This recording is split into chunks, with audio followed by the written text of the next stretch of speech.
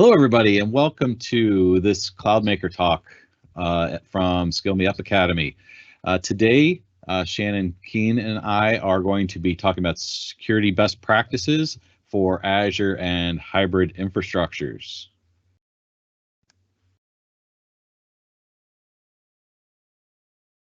Hi, everyone. I'm Shannon Keene. I'm a senior cloud advocate on the Enterprise Platforms and Tools team at Microsoft.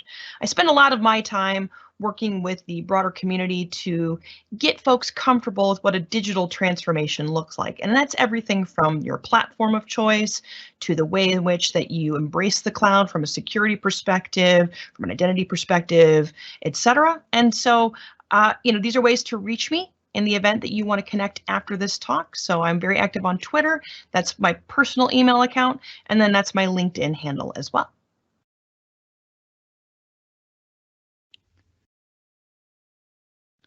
And hello, I'm Dwayne Netwick. I am the Cloud Training Architect Lead here at Upskility, the company that owns and runs Skill Me Up Academy. I am also a Microsoft MVP in the Azure environment. I'm also multiple times certified in both Azure and Microsoft 365, as well as in security platform as a CISSP from ISC2. I'm also a Microsoft certified trainer and a regional lead for that program. And you can find me as well active on social media like Shannon at the links provided on the slide. Feel free to reach out to me as well. I'd like to interact with the community through those social media channels. So today is the first part of a series of episodes that Shannon and I are going to be doing around security and security best practices, specific security services as we go through this as well. We're doing these every 1 to 2 weeks over the course of the next few months. So we're going to hopefully really build you up and give you some really good information around security in the Azure and Microsoft 365 and even hybrid infrastructures utilizing the many security tools that Microsoft has available and at your disposal. And today we're going to talk about some real just best practices and things to take into account when setting up an environment both within an Azure Microsoft 365 environment, as well as those hybrid infrastructures that many organizations are going to be utilizing these days. And those are really going to be around defense. We're going to talk first about defense in depth. We're going to talk about identity as the control plane. As we move into the cloud, how we secure our identities is of utmost importance, and we're going to really talk a lot about that, as well as then some enhanced identity security services that are available, and then how we can facilitate secure collaboration. Obviously, with many of us working remote and working with partners and customers remotely, the ability to collaborate is very important, and doing that securely and how you're inviting guests into your environment is of main importance and something you really need to consider and really think through and plan. And Shannon and I will provide you with a demo of how that can be done in a very easy and fairly quick manner. So let's first just kind of set the foundation here in around security and talk about defense in depth. So there's many different layers in a defense in depth strategy, and anybody that's thinking about going into the cloud or even just building any kind of network infrastructure where you're connecting to a public environment, which I don't think there's any networks that aren't connecting to the internet in one way or another anymore. You need to think about what you're protecting and how you're going to protect it. And the key thing here is that at the center of it all is your data, and that data is not just your financial spreadsheets. It's personal information. It's your identity of your users. It's the identity of your customers. It's credit card information, social security numbers. All of those things all go into your data, and from there, you have all of these gates, and these gates are really where you build your strategy and where you build your defense in depth. Something that we'll probably talk about in another talk when we get into Azure Security Center is the attack kill chain. And really all of these layers of defense in depth are really responding to different layers of the attack kill chain. And as we think about how an attacker is coming into your environment, particularly around like a brute force attack, they are looking at ways to get in and looking at the path to least resistance to get into your environment.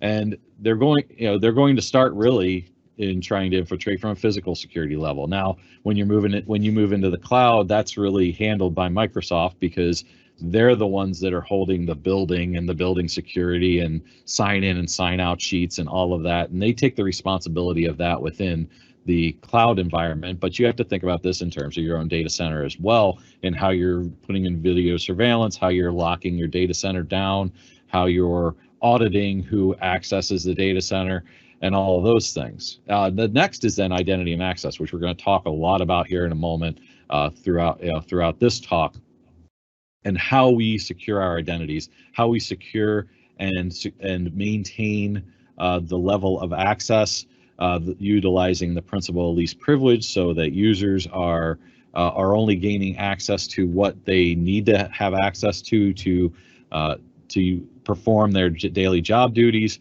for avoiding elevated privileges where users have more rights than they need. So if they get compromised, an attacker can gain a larger level of access to your environment. And those are things that you have to take into account with identity, which we'll talk again more and more about. As you continue to build down these layers, though, we have also perimeter security, network security, how we're maintaining our environments with firewalls and service principals to and network security groups and routing protocols and all of those things, and what we're doing in terms of in protecting our perimeter and our network, setting up different VNets and VLANs to protect and segment different traffic from what's public and what's private. All of those things are what we take into account here. We have then we hit our compute area, where we have, what are we doing? Making sure that we're not leaving ports open, management ports that an attacker may scan, such as 3389 for RDP on Windows, or SSH 22 for Linux, and making sure that those are locked down, and that for the most part nobody has access to those ports publicly on the internet. And then our applications, making sure there's no back doors that are available, management back doors that were left open during development, and keeping those protected, and keeping information that maybe is being accessed, that's confidential information from within that application, keeping that encrypted and keeping that masked so that it isn't exposed. And then that gets us all through the data. And when we're thinking about defense in depth, and the one analogy I always like to use in defense in depth is the Die Hard analogy. And we think about if you've seen Die Hard, old movie, but a fun movie to watch, especially around Christmas time. Because it is a Christmas movie. Is that the attackers in that scenario were trying to go through 7 different gates, and they were drilling through the safe, but they were also hitting all these different gates of cybersecurity as they were trying to attack. And they were very diligent and patient in doing that, by spending that entire time of that movie trying to get in there. Most attackers don't spend that amount of time trying to attack your organization. They're going to find one of these layers. They're going to try and get in through one of those layers, and if they can't, they'll move on to the next potential victim. And so the more layers of defense that we put into play, the less likely that an attacker is going to continue to try and make it through those particular gates. They're going to get tired, they're going to get fatigued at doing that, and it's not generally not an attacker's expertise to do all of this. Very rarely is there a level of attack engineering that goes into play that really hits all these layers if you've taken them all into account. We do have a recent example in the United States that contradicts that statement, but there is different, usually in most cases, hitting all these defenses and finding and keeping all these layers secure is very important.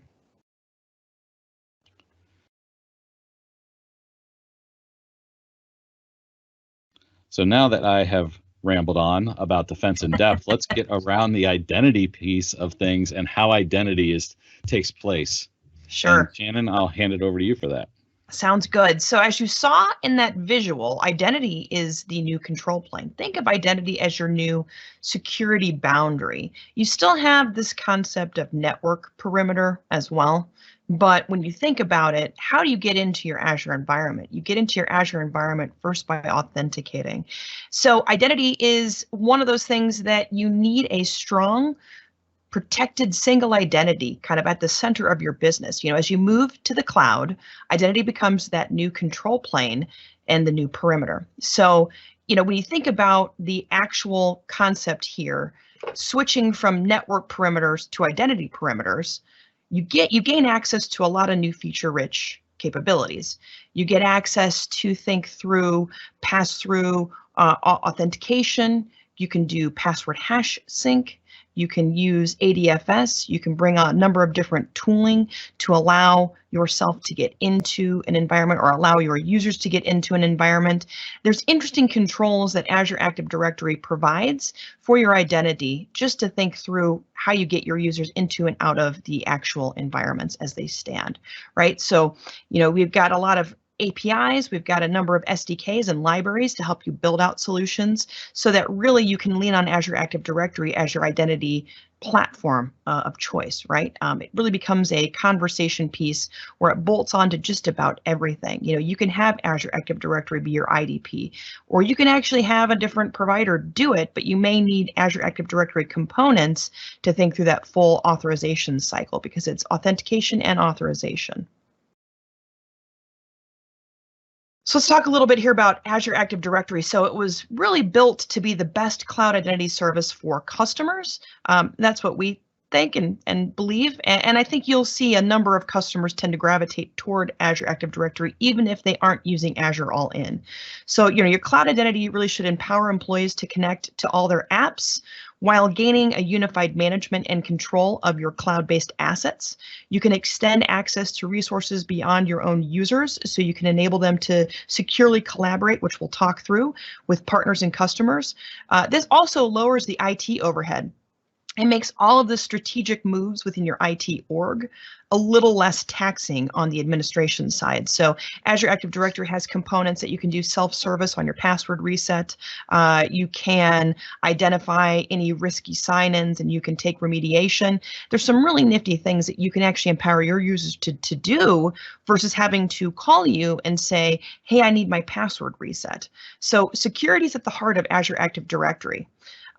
From there, you get seamless access to all your apps in the cloud and on premises. So keep that in mind. It's not just cloud. You can also think about Azure Active Directory, because really what's happening here is you're synchronizing identities from on premises into Azure. So you don't have to take on a brand new identity to access your Azure resources. It's the same identity that your users are used to using on premises.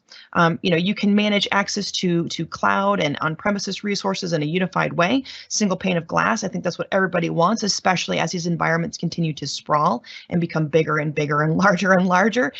Having a centralized unified management tool with an Azure Active Directory really helps that security play going forward. So it's kind of a cool reality. And then on top of it, you get to kind of enhance security and compliance. So you've got the seamless access, right? So the idea that you're accessing your environment on premises the same way that you're going to be accessing your environment in Azure. You can enable collaboration between yourself and partners. You can unlock the IT efficiencies in the sense that your user could go into Azure and reset their password from Azure, so long as you have password write-back capabilities into your on-premises environment. And then you can think through the security and compliance features as well that are kind of built into the platform.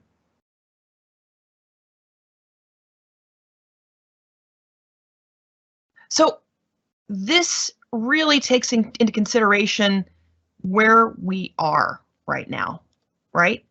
The world's very different. The centralized approach really has been dying out as time has moved forward. So the on-premises environment where you can control what's happening within the four walls of your office or your environment that you house all of your production gear, the control is sort of lost now, or at least to a point, right? You've got BYOD. You've got folks that might be using a personal computer at home. They might be using their personal phone. You want a way to be able to allow that because it unlocks very fast capabilities for your end user computer or computing base, but it becomes a very disparate environment all of a sudden, and it's hard to really unify everything together. But when you think about using Azure Active Directory, that becomes your central focus point. And that's where the security plane is. That's where you can think about provisioning users, right? And thinking about access and RBAC and all of the above. So it really has capability to think through all the different scenarios of a user and their lifecycle management, right? So think of Azure Active Directory as the front door. From a security, productivity, and collaboration perspective, it's pretty all-encompassing, right? So it really centralizes identity. So IT really has that single directory to manage, and then they can obviously allow users to do certain components that they normally had to call IT for. So there's a lot of neat things too that you can bolt on related to the other SaaS-based applications that are out there, right? So you can think about giving your users access to make use of Box or Twitter, I believe. No, Twitter's B2C, but regardless, there's a bunch of different SaaS-based apps. So Dropbox, Box itself, Salesforce, those types of applications can lean on Azure Active Directory without having to retool and think about a way in which to provision access into a third-party application. So having Microsoft Azure Active Directory be kind of at your core really strengthens your security posture because it's one place to go. It's your identity authorization and authentication mechanism. You can have it be an extension of what's happening on premises into Azure related to that user identity. And then you can think about these third-party applications that used to, they probably had to think through a change process before. Can we bring this application on? So when you're thinking about the actual overview itself, so the identity starts on premises. That's where your users are provisioned. They have their user principal name, they have their, probably domain controllers, Kerberos authentication, etc. You install Azure Active Directory Connect, and that then takes your identities on premises and duplicates that environment in Azure.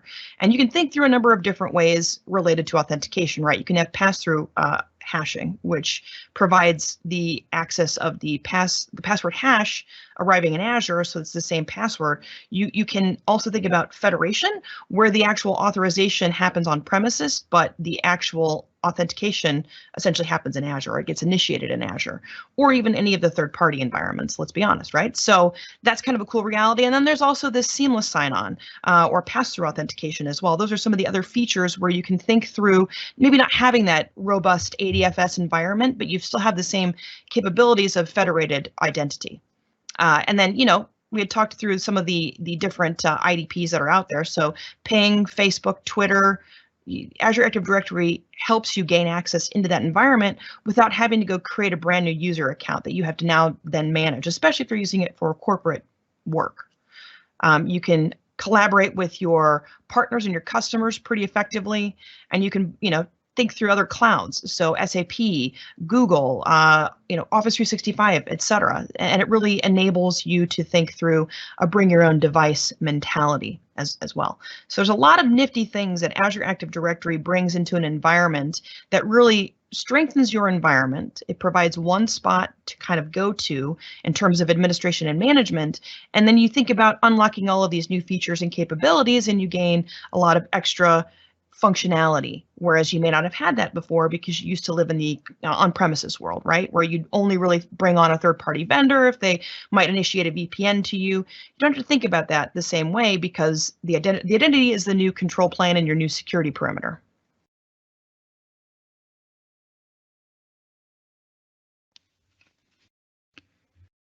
So let's now talk about how to enhance that identity security. So we've talked about, Shannon went into the Azure Active Directory and what Azure Active Directory does. How do you use it to your advantage to enhance that identity security?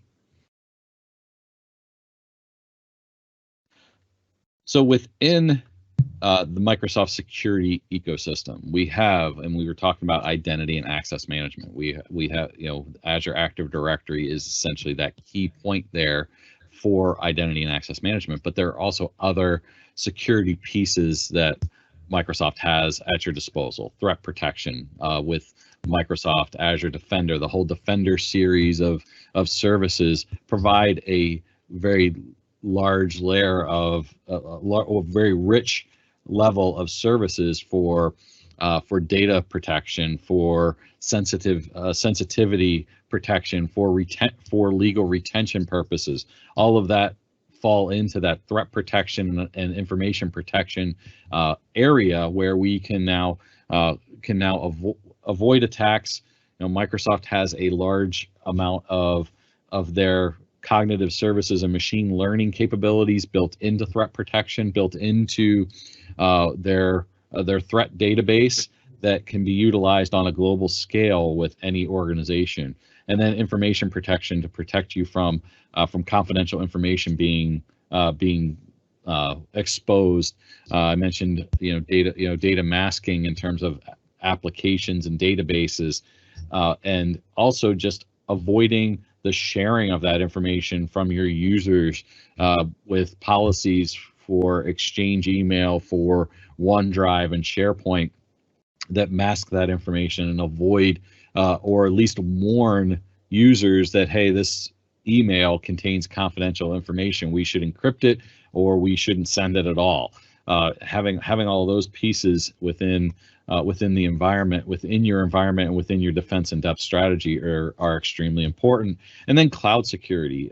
Shannon had mentioned all of those different cloud services and different SaaS services that you can connect to, as well as bring your own device type environments with users bringing personal devices. The cloud security aspect of things, and with Microsoft's Cloud App Security Service, you can review and audit who's accessing what applications, whether those applications are secure, whether they're compliant to your certain standards, and you can completely block those from somebody accessing them on an app on the device, or even somebody accessing them from a web browser, whether it's a public or whether they're using an in private browsing, it can block that access as well. So if something is a security risk as viewed by your organization, you can avoid users from having access to that when they are within your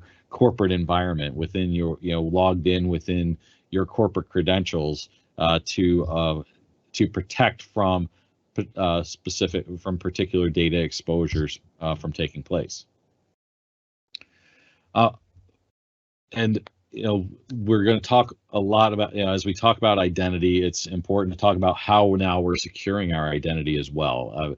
We have, hopefully most of us have evolved from simply a password-based login process within your accounts. It's not necessarily not just your business accounts, but from a personal level, having another layer such as multi-factor authentication or MFA to secure and avoid potential exposure of passwords and exposure of accounts, somebody gaining access to your accounts that they should not have, becomes extremely important.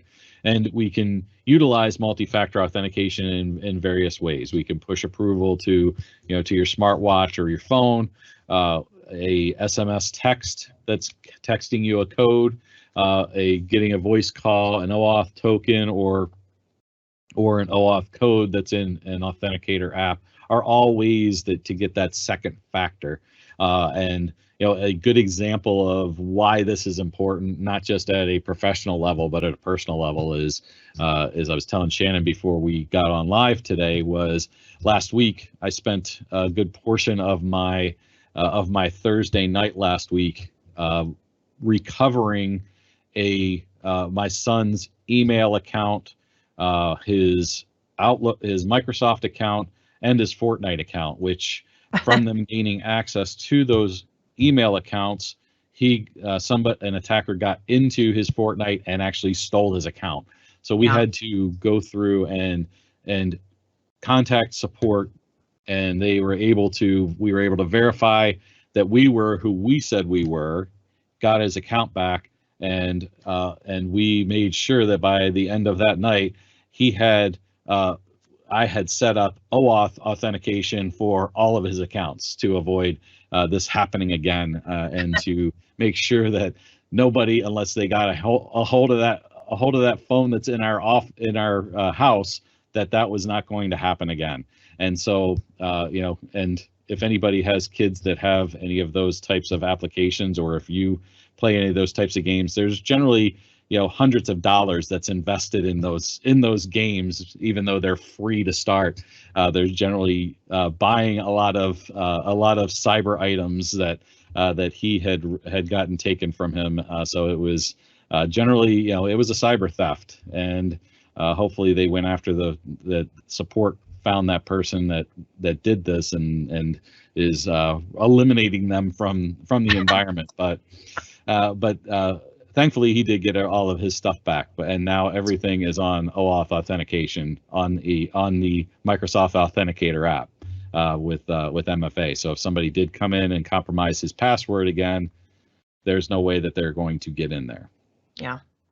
So, and this just kind of just fortifies that statement that having multi-factor authentication gives you 99.9% prevention of any type of identity attacks, because that second form of authentication is something that generally you're holding on to, that's on your person, that they're sending a code to. So somebody that's in a foreign country, which this particular attack was from, they actually put a recovery email and a recovery phone number in his email account, which thankfully I had administrator access to, so I was able to go in and change through my account. But if not, they could have taken it because they created multi-factor authentication on their end, and I was able to override that from an administrator standpoint. But think about that when you're setting up your accounts, and what identities you have out there, what email addresses you're putting out there on your accounts, and make sure that that before you sign up, that there's some level of multi-factor authentication that is part of that account, especially if it's an account that you have that is tied to some level, especially something that is some level of ownership or credit card information on there, because it could cost you dearly if you don't take that due diligence and due care into consideration. And this takes us down another path then, that's really another layer beyond multi-factor authentication, and that's the passwordless credentials. And this is becoming more and more of a very strong conversational item. Is let's get rid of passwords entirely. Passwords are inherently unsecure, because people don't think about keeping them in most cases secure, or utilize things that they can remember so that they can remember their password. So let's get away from passwords entirely. MFA helps to a certain degree at least protect those passwords from being compromised.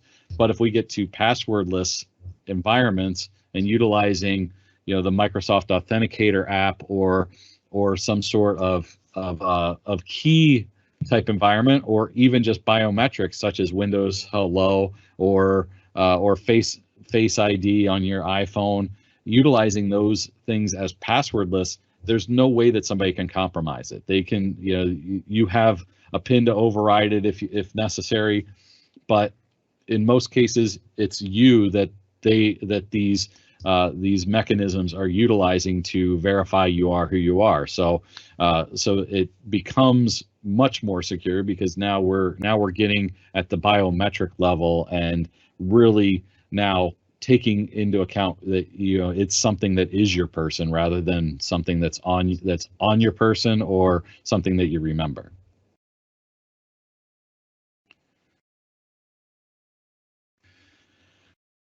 And again, how do we protect ourselves against threat? And when just to continue on that, identity is the new control plane. That's where protecting access to information is how we protect ourselves from threats.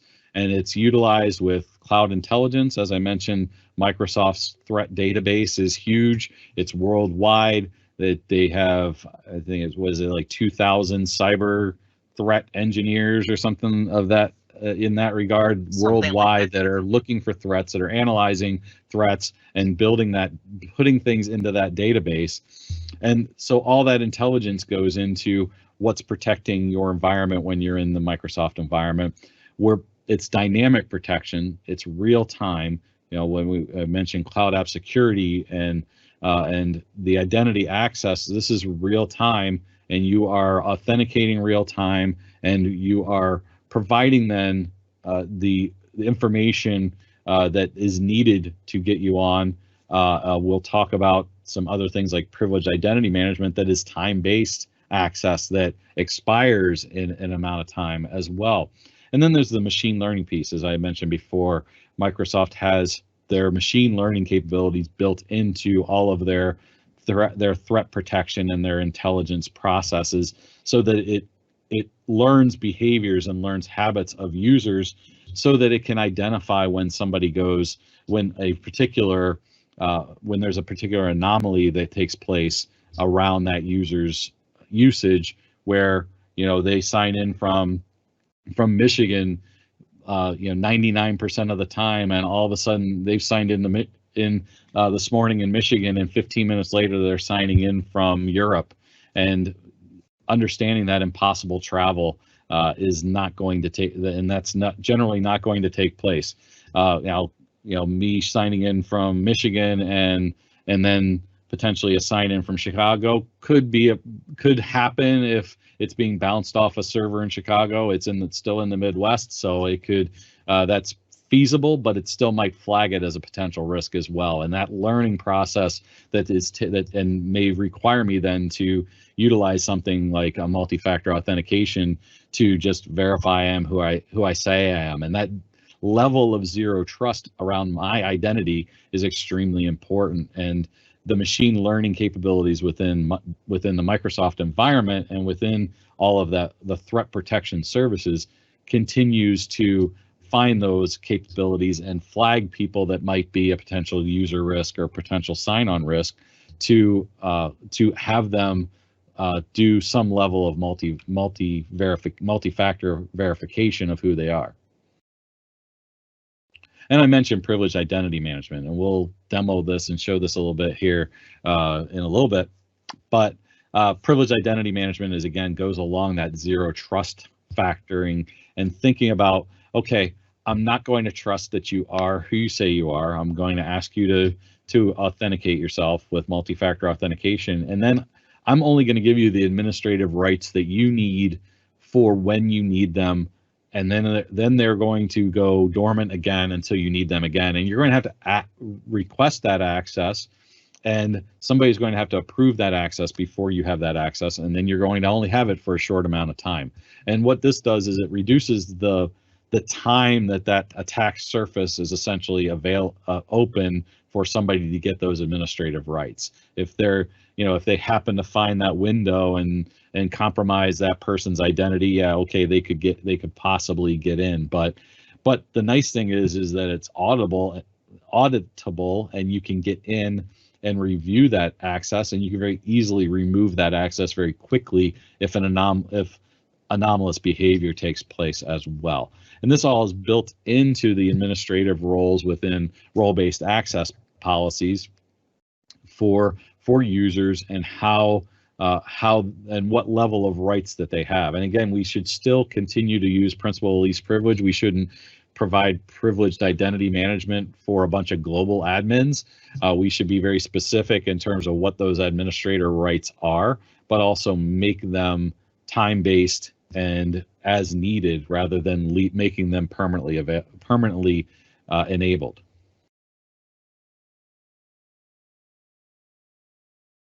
And then another layer here around this is conditional access policies, and this is really how that zero trust is built and goes on, where now we are saying that, okay, we're going to look at every condition that is taking place in terms of how, where, what somebody is signing, and who is somebody that's signing into our environment, what they want to gain access to, where they're gaining access from, and how we view that, what they're signing in from and who they are, and how sensitive the information is that they're going to gain access to, and then determine then what control we're going to have in place for that. Are we going to limit that access to only certain applications? Are we going to block that access completely?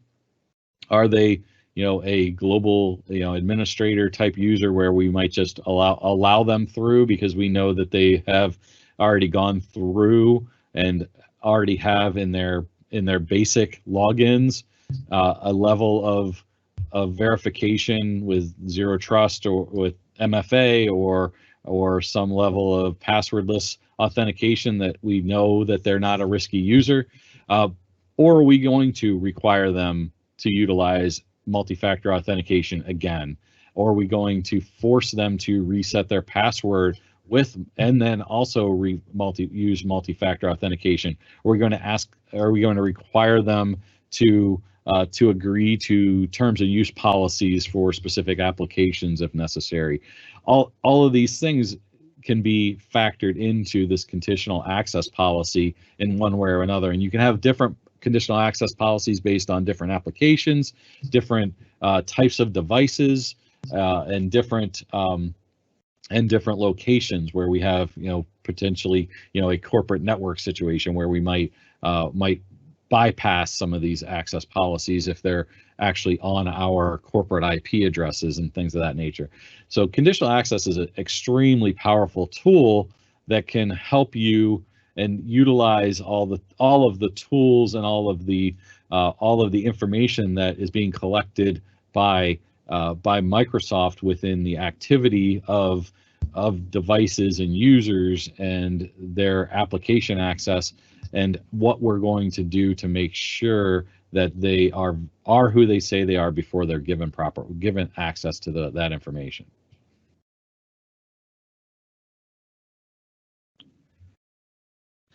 And another layer to that, and we've hit on this a few times in terms of risk, I've mentioned risky sign-ins, risky users, and what Microsoft utilizes a lot of that machine learning capabilities around is identifying risky users and finding where those users are, identifying that somebody might not be who they are, or there might be a reason for it.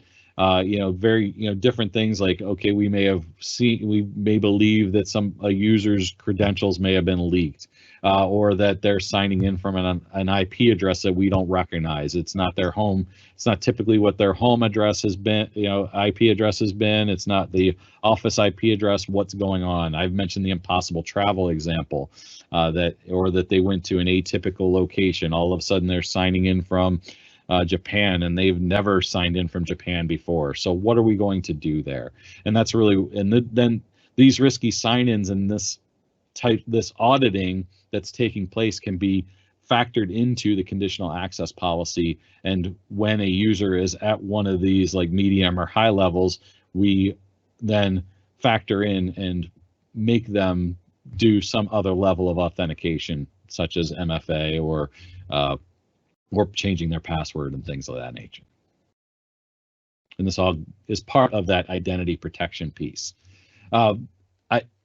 the information protection piece is really how now we're protecting our information, how we're classifying our information, making sure that information such as credit cards, bank accounts, social security numbers, any other type of personal identifiable information or financial information is not exposed within our environment, and how we're then handling that and auditing that and analyzing what's taking place is really what ultimately the Azure Information Protection piece, protection service provides for you. It also allows then for users when they're sending out email, it identifies potential information that's on that email and can alert or block that information from being sent out as well, because typically users don't intentionally expose information that's sensitive to others, but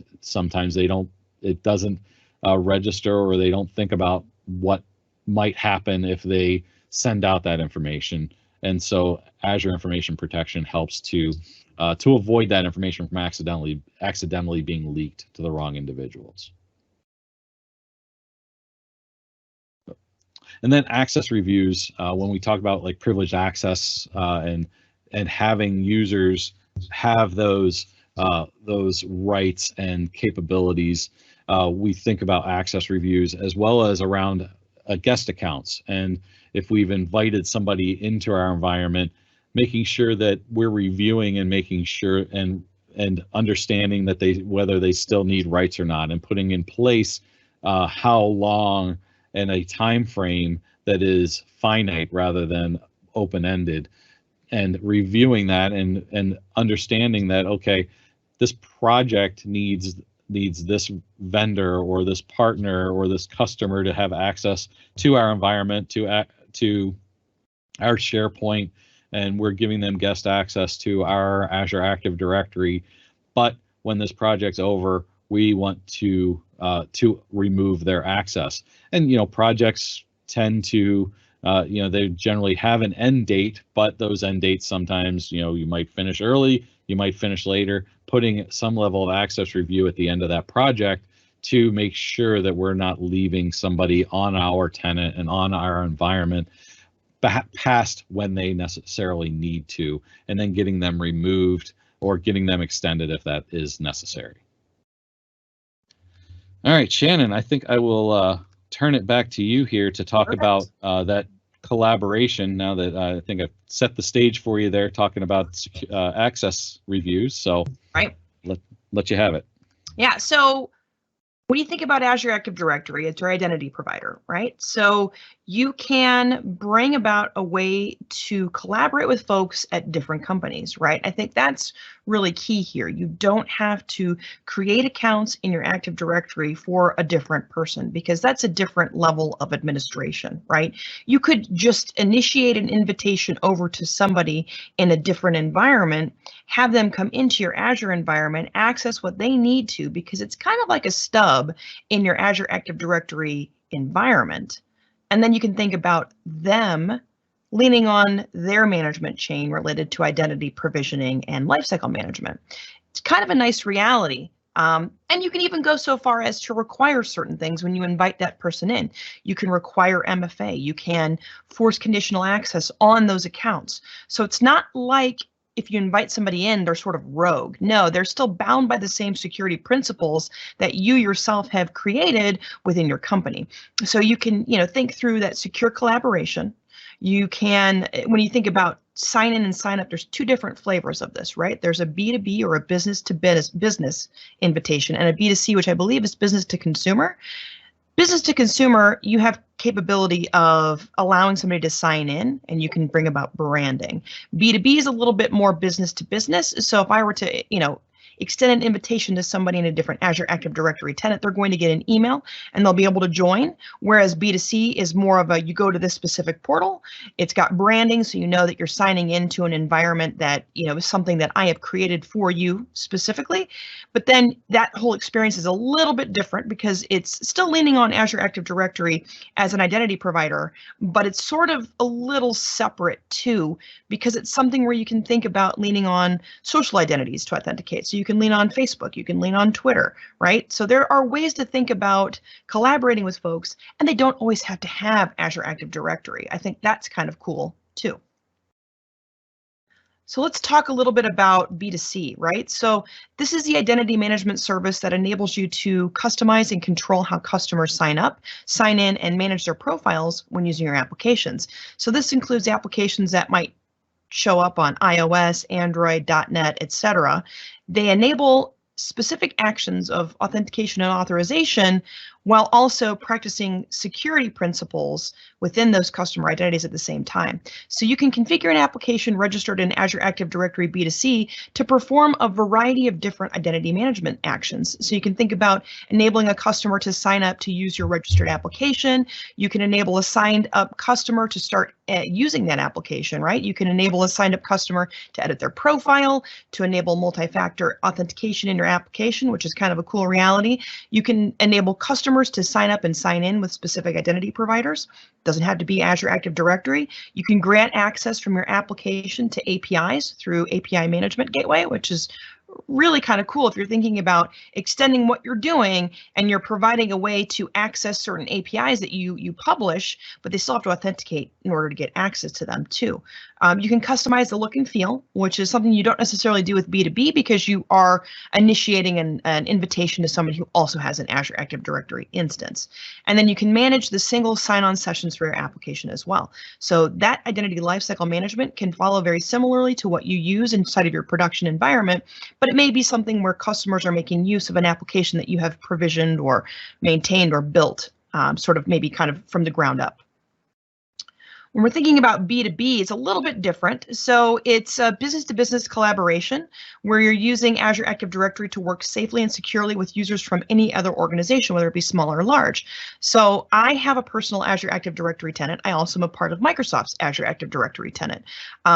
I don't have the same level of access in Microsoft's world as I do in my own tenant, but I could go and I can invite somebody to come in and work collaboratively on something with me. So if I needed some extra assistance with somebody who knew development better than I do, because I just play a developer on TV, I'm not really one, I never did it professionally, I could do that, right? I'm not limited in the event that I get into a weirder, trickier situation where I want somebody to come in and help me build something that I can then use going forward. And I control the identity, or this sort of, I control the access, and I also, I guess I control the identity as well, right? I control the actual life cycle of that identity being in my environment. So I invite the person in, I can then revoke the invitation, I can remove them, I can grant them privileged identity management controls, and I can force them to go through the same conditional access that I require for my regular users in my environment. So it's really cool. And then they themselves are bound to the same rules and regulations from whatever Azure Active Directory tenant they're involved in. So if they have MFA in their tenant,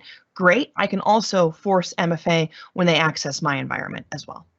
So kind of a cool reality. You get the business to consumer or business to customer, and then business to business. And those are great ways to collaborate with folks that are outside your organization.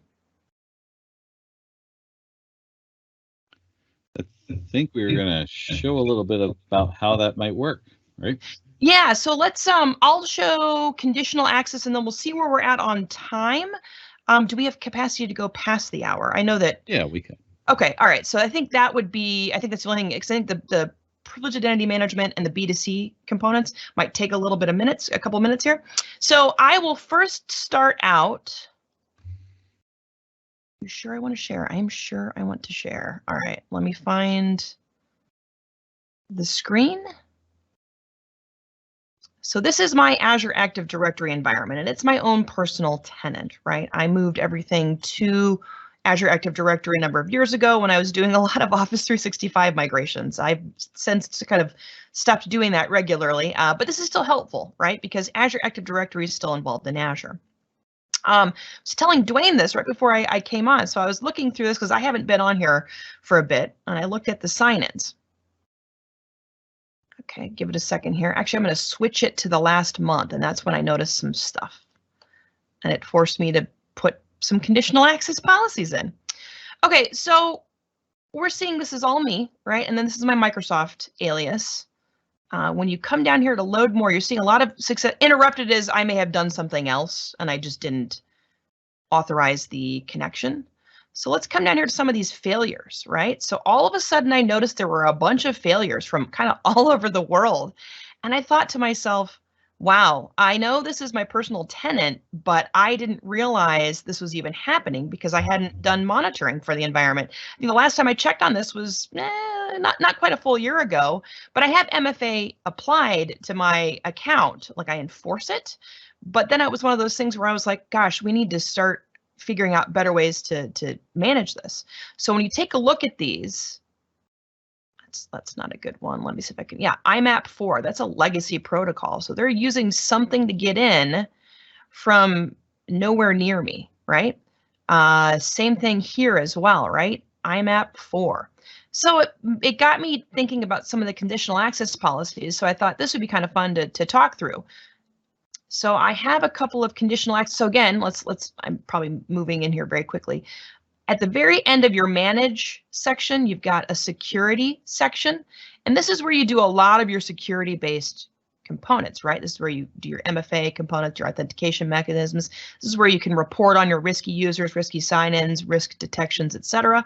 Conditional access is the thing I want to show about. So, or what I want to show here. So I've got 2 configured, and I'm debating on what else I want to add. But right now I thought this was good for purposes of kind of exploring how you set this up. So enforce MFA, I've got it on my account, so I just called it enforce MFA.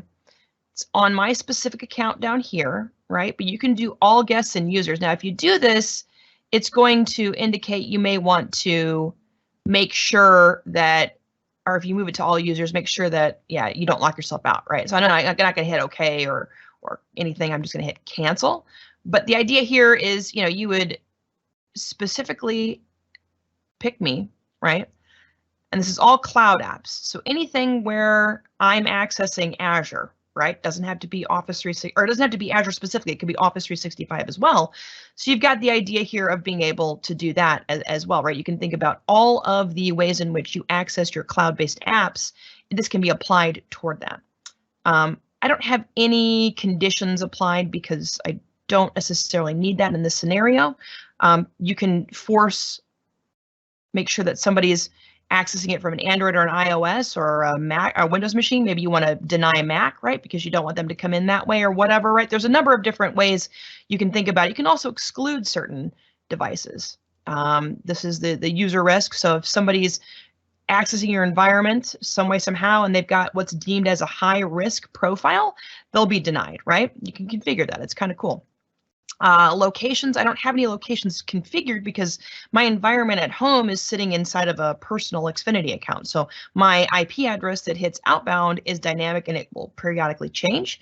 But this is fantastic for folks that are very security conscious and they have their own set of public IPs. So you can configure this with a specific trusted location, right? And you can make sure that somebody's authenticating from areas you want them to be able to authenticate from. So there's great security controls on that front. I had a customer that was heavily security conscious, and they made use of conditional access almost exclusively to manage the ways in which their users were accessing Azure or Office 365. You can also specifically state that you want this to handle very similarly with browser-based apps or mobile apps, or you want it to be legacy authentication. Really, I don't care so much for MFA. I'm forcing it to hit all the cloud apps. And then the grant feature here is to grant it. So you've got to require multi-factor authentication. You could also force a number of controls here, and you could say require all the selected controls. So if somebody accesses your environment, they have to also hit MFA. Their device has to be compliant. They have to be on a hybrid Azure AD join device, right? So it's a lot of cool, intricate, granular features you can think about. So I just wanted to be able to grant it, and I wanted folks to be, or well, one of my account to require MFA. And I already have it on my account initially, so that's what saved me from somebody accessing my environment.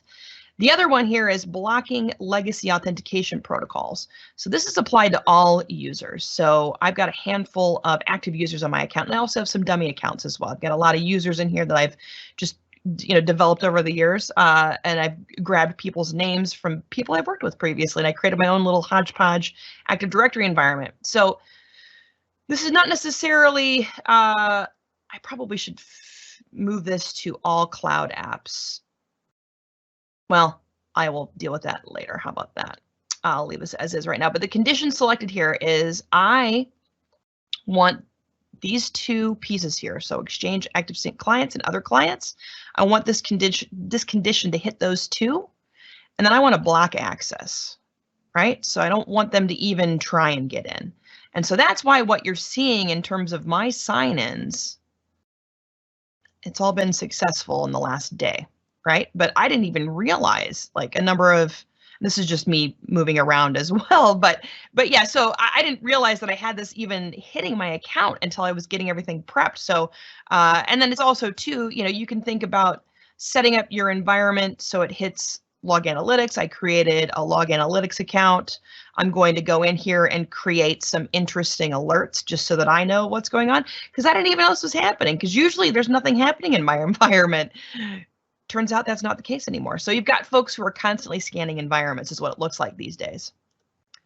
All right, so then let's go into, actually, let's do this. I think what I'm going to do here is I'm going to next invite Dwayne into my environment as a guest. Let me get his email here.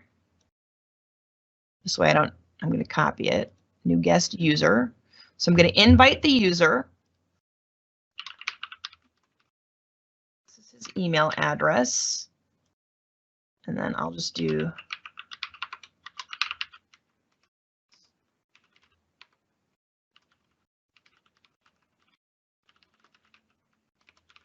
you can write whatever you want to. You don't have to think about groups or roles out the gate. You could just invite as is. You could specify their usage location. There's some cool stuff here that you could do. You could even go so far as to fill out this information if you had it. This is all scriptable as well. I like to showcase the GUI just to start, because all of this can be configured with PowerShell. You don't have to just stick to the GUI, right? So I'm going to invite Dwayne now. So I've successfully invited him. So Dwayne, when you get the invitation, I won't switch back to you just yet, but when you get the invitation, just accept the invite and we can show this. Yep. Okay, and then so what I am going to do next. Have it, and I am accepting. Perfect. Okay, so let's go into privileged identity management, right? So this is the brand new experience, right? So there's an older experience. This is the newer experience. You get a chance to take a look at the different roles that are assigned to you, right? I don't have anything really assigned at this moment. I've done stuff previously, but I don't do this as often. What I can now do is I can manage access, right? Or I can activate just in time, right? So let's do manage access. So I'm going to, so an application administrator, the way I understand it, and I haven't tested this, so let's, so this is for my account here. So let's add an assignment.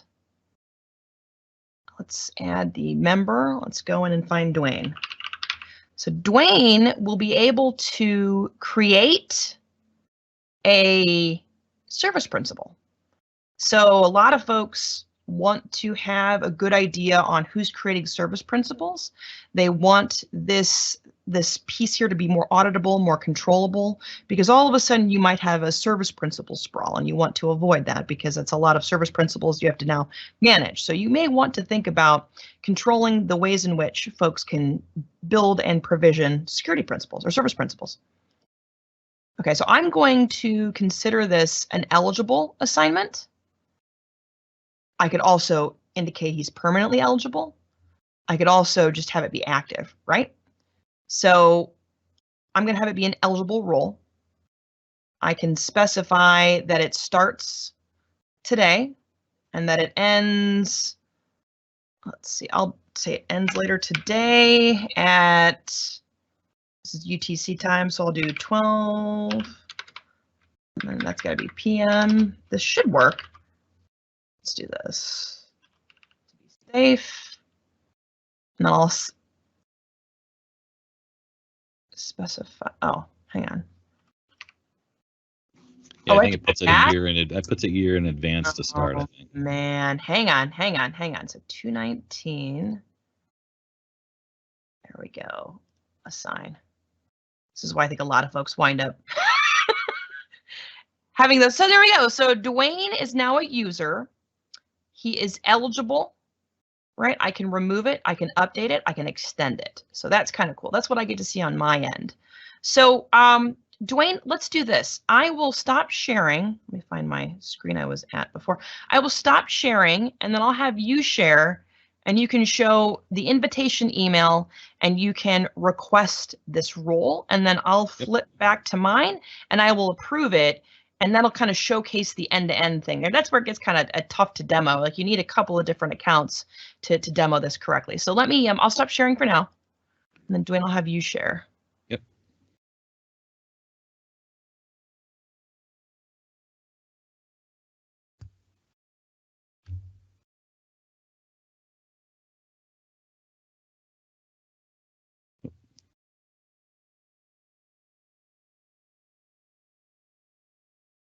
Okay, so there we go. I assigned him the so I forgot to send my video live to begin with. So sorry about that. No, that was my fault.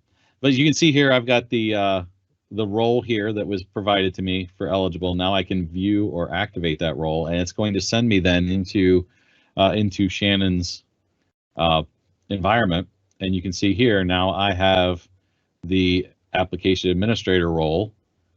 And I'm in Shannon Keen's environment.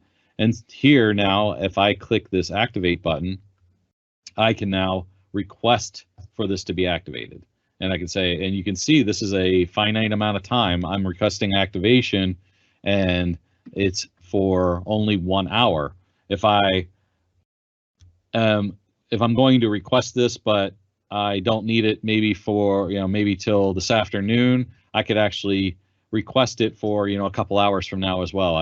It's 11 o'clock my time now. I might be taking a lunch, and I don't want my time my hour to expire while I'm taking lunch in between there. So I might set it for 1 p.m. or something like that, so that I can, when I come back from lunch, know that I have access and go from there. I'm not going to avoid that right now. And then I can just say, need to update service principal. And I can then hit the activate button. And because I was already accepted and assigned that role by an administrator within the environment, there's no additional approval that needs to take place. It's just auditing that and giving a reason so that there's something auditable for the administrators to go back and say, okay, why did Dwayne access this at this amount of time? What was his reason for getting this level of privileges, and what did they need to do? So that's why you put that reason in there, to make it auditable and available. And so now you can see that now this is an active assignment. It's been activated. Now I have that application administrator role within Shannon's environment. Yeah, so you can go and create service principals in my environment. Now it's auditable, it's traceable, so that in the event we all of a sudden have 500 service principals, we can really probably tie it to Dwayne and say, why did you need 500, Dwayne? Yeah, right. Why are you doing this to me? Right. No, so I think that's really the key here, right? This privileged identity management helps you control the access to specific resources, so that you don't have to worry about all of the levels of access, right? You can go in and you can assign eligible roles. You can also require approval too. So if you don't want your users to go in without being approved, that's also an option, right? I tend to think of it like, let's give them an eligible role. Let's have them activate that eligible role. Let's have them specify the amount of time, and let's have the onus, the responsibility lie on that end user who's now, asking for the elevated privilege.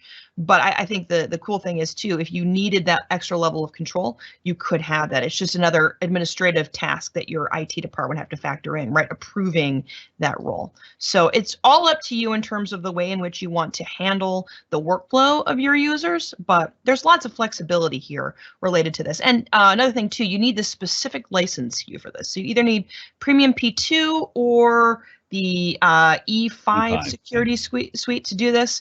If you have anything different, you're going to want to look at those pieces. But I feel like anymore, most customers are embracing that out the gate because of all of the cool machine learning and all the extra features that they probably didn't have on premises. So. Yeah, and another key best practice here is I was given, I go into my assignments here and I see I have this active assignment. If I finish my work in less than an hour before this end time, I could go in myself and just deactivate this and remove those administrator rights from my account. If I was going through, proper due diligence, rather than leaving that open for the full duration of time, I can do that as well. And since Shannon did give me that access until later in the day already, it's just going to bounce back to an eligible assignment, and I could reactivate it again for another hour as long as it's within that amount of time, within that time frame that it's eligible. Yeah, there's a lot of great flexibility here built in, so you don't have to worry about. So I think that's the thing that changed, right? Like, I don't know if you remember this, Dwayne, but every time I worked with a consultant and they weren't part of my environment, I had to create user accounts for them in my environment in order for them to access and do the things they had to do. Now you don't need that, and that's a big, huge administrative burden that's now been lifted. So it should hopefully free up cycles with your IT folks. So they don't have to think about, oh, I've got 15 consultants that are building this big, huge data warehousing platform.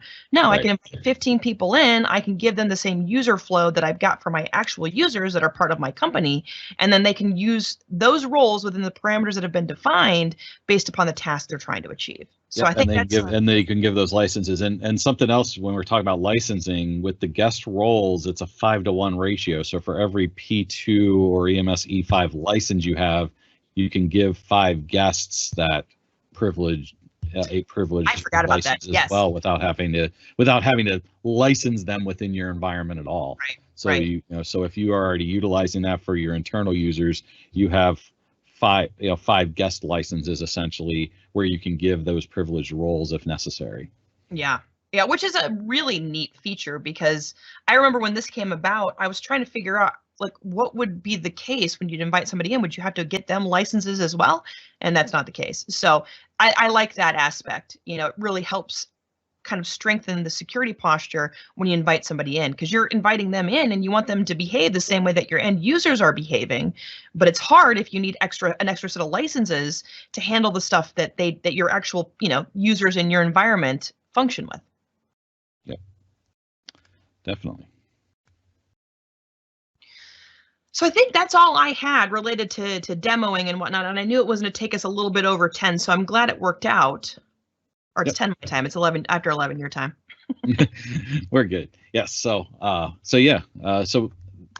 appreciate everybody joining and listening into this expert talk. Like I said at the beginning, this is the first of a series that Shannon and I will be doing together around security and security best practices and security services within the Microsoft environment.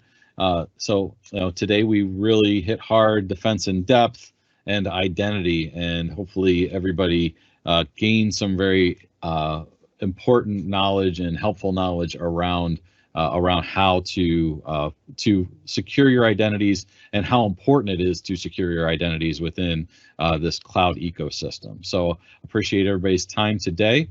I'm Dwayne Natwick. And I'm Shannon Keene. Thanks for joining. Thanks for joining us. Until the next Cloud Maker episode, have a great day.